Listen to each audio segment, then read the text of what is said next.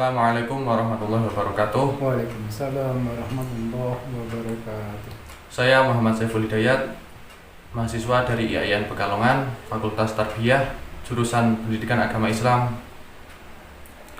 Kali ini saya ditemani Bapak Ustadz Nahdiyin yang akan diwawancarai tentang sholat jamak dan qashar.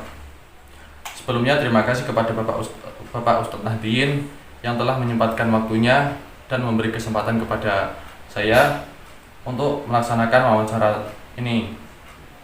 Sama-sama. Ya Pak, langsung saja masuk ke dalam materi. Saya ingin bertanya Pak, menurut Anda apakah pengertian tentang sholat jamak dan qashar Pak? Pengertian sholat jamak dan qashar. Jamak itu artinya menggabungkan dua waktu sholat dikerjakan dalam satu waktu sholat. Sedangkan sholat qashar itu artinya meringkas jumlah rakaat sholat yang dalam hal ini yang boleh diringkas hanya sholat 4 rakaat saja. Ya. Nah, untuk syarat-syarat dan ketentuan khususnya bagaimana Pak? Syarat jamak dan qashar.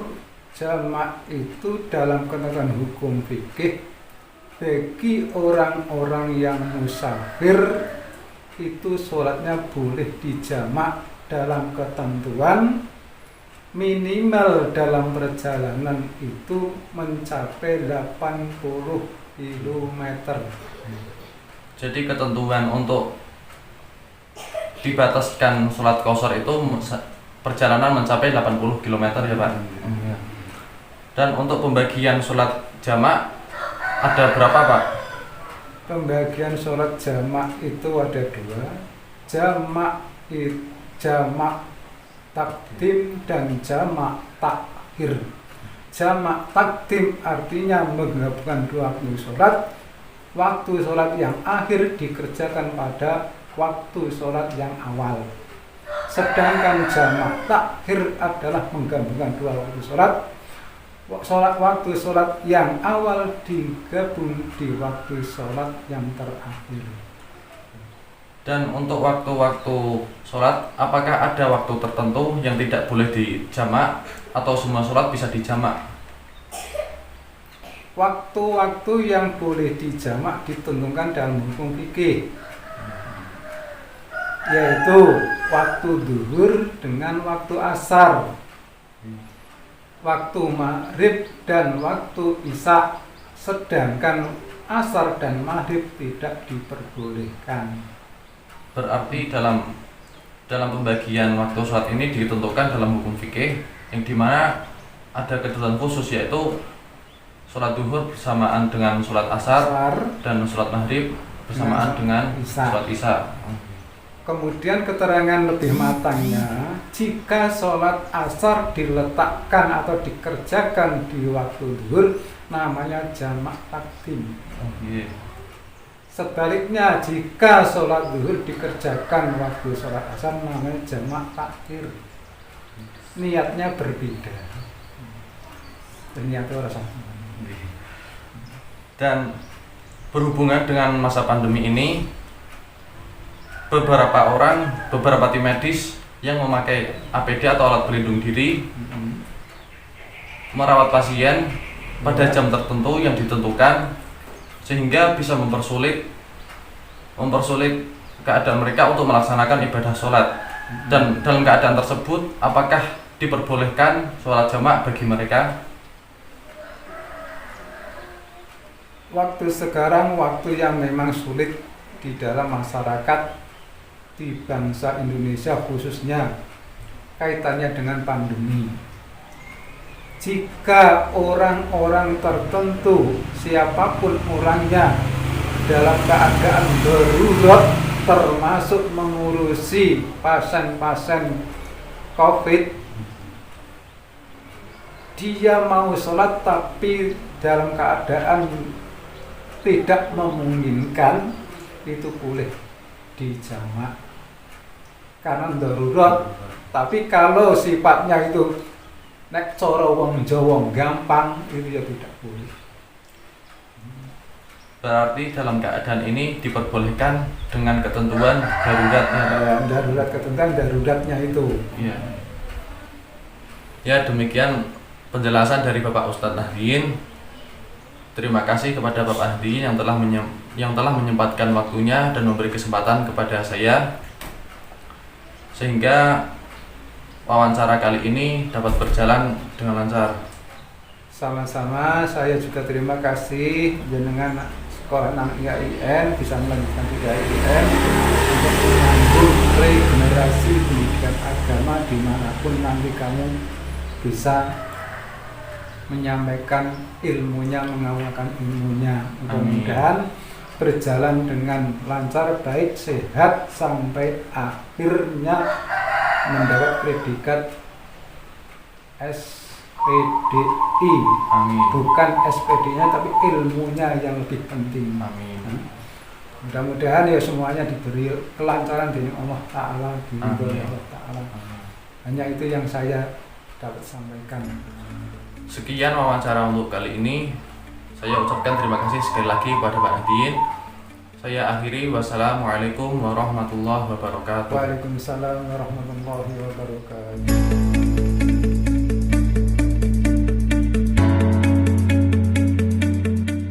Assalamualaikum warahmatullahi wabarakatuh. Waalaikumsalam warahmatullahi wabarakatuh. Saya Muhammad Saiful Hidayat, mahasiswa IAIN Pekalongan, Fakultas Tarbiyah Jurusan Pendidikan Agama Islam.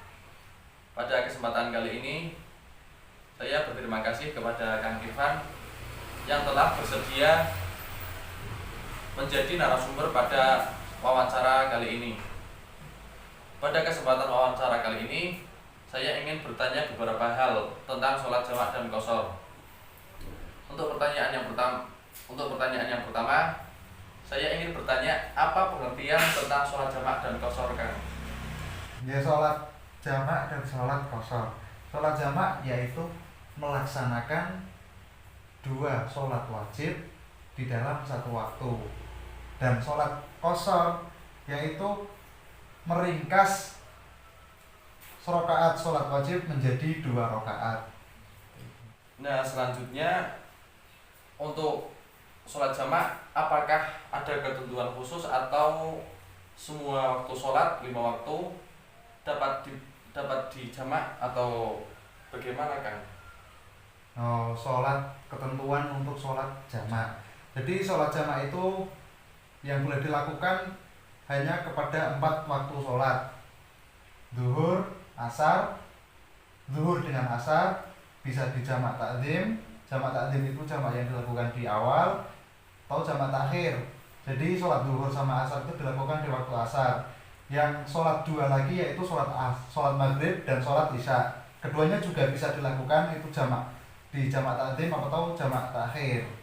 Jadi seperti itu. Berarti hanya untuk 4 waktu sholat saja. Nggih. Waktu sholat subuh berarti tidak termasuk berarti ya. Iya, sholat subuh niku kan waktunya panjang, jadi toh sampun istilahnya tiang-tiang niku nek subuh lega waktune tetese mboten. Nggih. Untuk syarat-syarat untuk melaksanakan sholat jamak dan sholat qashar yaitu jika kita sedang melakukan perjalanan yang sudah mulai sekitar 16 farsoh. 16 farsoh itu kalau di kilometer sekitar 81 km. Selanjutnya perjalanan itu tidak dengan tujuan untuk bermaksiat, jadi misal untuk silaturahmi, ziarah atau hal-hal positif semacamnya. Selanjutnya jika kita ingin melakukan sholat jamak tadi, menggabungkan kedua sholat, kita harus berniat dari awal kita ingin melaksanakan sholat jamak. Misal ingin menggabung, kita sedang perjalanan di waktu zuhur dan ingin melaksanakan sholat jamak di waktu asar. Jadi di waktu zuhur itu kita ada niat dulu ingin melaksanakan sholat zuhur kita di waktu asar. Yang ketiga, yang selanjutnya pokoknya wis nggak tahu nomor berapa, itu kita sedang dalam keadaan sebagai musafir. Jadi tidak sebagai orang yang mukim seperti itu. Berarti untuk pelaksanaan sholat jamak dan qashar ini tidak boleh asal-asalan ya? menggunakan jarak tertentu untuk sebagai patokan kita melaksanakan sholat harus sesuai dengan syariat, yaitu 16 farsoh atau 80 km. Oke kan? Iya, insyaallah. Terima kasih untuk penjelasannya, semoga bermanfaat. Amin. Terima kasih juga kepada Kang Irfan yang telah menyempatkan waktunya dan memberi kesempatan saya untuk mewawancarai jenengan. Ya, semoga jawaban tadi bisa dipertanggungjawabkan. Amin ya. Saya akhiri, apabila dari saya sendiri ada kesalahan, saya mohon maaf yang sebesar-besarnya. Saya akhiri, wallahu muwaffiq ila aqwamit thoriq. Wassalamualaikum warahmatullahi wabarakatuh.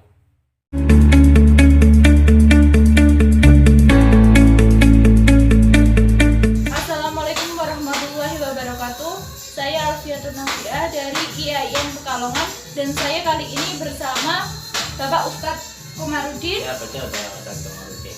Yang ini beliau akan menjawab pertanyaan-pertanyaan dari saya. Yang pertama, bagaimana hukum puasa tapi tidak sholat? Pertanyaannya bagaimana Hukum puasa tapi tidak sholat. Nah, ini dulu, itu sudah jelas. Karena sudah dikatakan dalam hadis, as-sholatu imamul amal. Sholat adalah sebagai pemuka amal. Dan sudah jelas bahwa orang yang menjalankan puasa kok tidak sholat itu sudah jelas adalah puasanya tidak sah, alias tidak dibetulkan oleh Allah SWT. Ada lagi nih, Tat. Bolehkah membersihkan telinga dan mengupil saat puasa? Apa hukum berhubungan intim saat puasa dan apa sanksinya? Kalau masalah mobil dalam bulan puasa itu hukumnya itu dimakruhkan. Makruh itu artinya adalah bila dikerjakan ya tidak apa-apa, bila ditinggalkan tidak apa-apa. Tapi sebaiknya kita meninggalkan karena kita meninggalkan puasa. Dengan tujuan apa? Kita istihad. Istihad artinya adalah berhati-hati supaya di dalam menjalankan puasa itu benar-benar sempurna dan diterima di sisi Allah. Genteng. Lalu bagaimana hukum berhubungan intim saat puasa? Hubungan intim saat puasa itu sudah jelas diharamkan oleh Allah SWT. Memang itu adalah dilarang. Dilarang untuk menjalankan intim di malam hari, di siang hari. Apabila di malam hari itu beda. Tapi kalau di siang hari itu memang diharapkan dan sanksinya adalah sangat berat sekali. Satu lagi nih, Tat. Kenapa kok awal mulai puasa itu berbeda-beda? Oh ya betul, karena kita mungkin beda aliran, mungkin beda-beda pendapatannya. Dan kita sebagai punya aliran tersendiri, punya aliran ya terus terang di bidang NU, kita adalah berdasarkan hilal. Kalau aliran yang lain ada yang berdasarkan hisab, maka disitulah menjadi perbedaannya. Jadi bisa berbeda-beda karena beda aliran, tapi dengan tujuan yang sama saja, nggak apa-apa. Terima kasih atas penjelasannya. Ya. Sekian dari saya. Wassalamualaikum warahmatullahi wabarakatuh.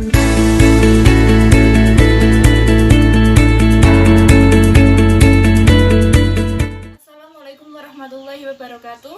Saya Alfiatun Nafiah dari IAIN Pekalongan, dan saya bersama beliau Bapak Ustadz Ahmadi yang di sini akan menjawab pertanyaan dari saya. Pekerjaan yang bagaimana yang membolehkan orang tidak berpuasa dan bisa diganti di hari-hari lain selain bulan Ramadan? Bagaimana jika kita punya utang puasa Ramadan dan belum menggantinya pada saat bulan Ramadan berikutnya telah tiba? Ciri-ciri malam Lailatul Qadar, malam itu adalah malam yang cerah, yaitu malam ke-27 atau dari bulan Ramadan, dan tanda-tandanya ialah pagi harinya matahari terbit berwarna putih tanpa memancarkan sinar ke segala penjuru. Yang diperbolehkan tidak puasa di bulan Ramadan. 1. Orang sakit. 2. Musafir. 3. Orang yang sudah tua, renta atau sepuh. 4. Wanita hamil dan menyusui. 5. Wanita yang sedang haid. 6. Nifas karena melahirkan. 7. Sedang hamil. 8. Wanita yang sedang menyusui. 9. Musafir. Nomor 3. Lebih baik mengganti puasanya sebelum tiba puasa berikutnya. Terima kasih Pak Ustadz atas penjelasannya. Sekian dari saya. Wassalamualaikum warahmatullahi wabarakatuh.